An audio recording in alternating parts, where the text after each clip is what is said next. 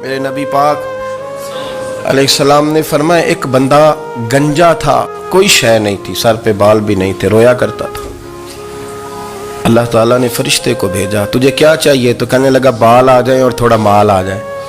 فرشتے نے ہاتھ پھیرا تو بال بھی آ گئے تو بکریاں بھی آ گئیں، لائنیں لگ گئیں، مال ہی مال ہو گئے۔ دوسرے کے پاس گیا، وہ کوڑا تھا، اس کو جا کے کہا کیا چاہیے؟ کہنے لگا شفا ہو جائے اور کچھ اللہ تعالیٰ آسانی کر دے۔ شفا بھی ہو گئی، گائیں بھی دے دی، بھینسیں بھی دے دی، مال ہی مال ہو گئی۔ پھر ایک کے پاس گیا، وہ اندھا تھا، تجھے کیا چاہیے؟ اس نے کہا آنکھیں مل جائیں اور کچھ ساتھ اللہ مال دے دے۔ اونٹ ہی اونٹ ہو گئے۔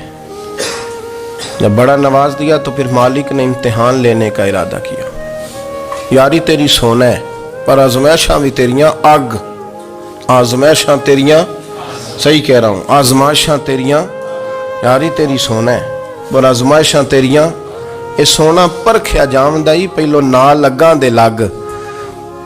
اللہ نے فرمایا آزمائش کرو۔ سب سے پہلے گنجے کے پاس آئے، اسے کہا اللہ کے رستے میں کچھ دیکھا نہیں لگا، میرے خرچے ہی بڑے، دیکھو تو صحیح کتنی مشکل میں وقت گزارتا ہوں، حال ہی کوئی نہیں۔ تو اس نے کہا میں نے تو سنا ہے تو گنجا اور بھوکا ننگا تھا۔ کہنے لگا میں تو جدی پشتی رئیس اعظم ہوں، تو یہ کس پاگل نے کہا ہے بھاگ جا؟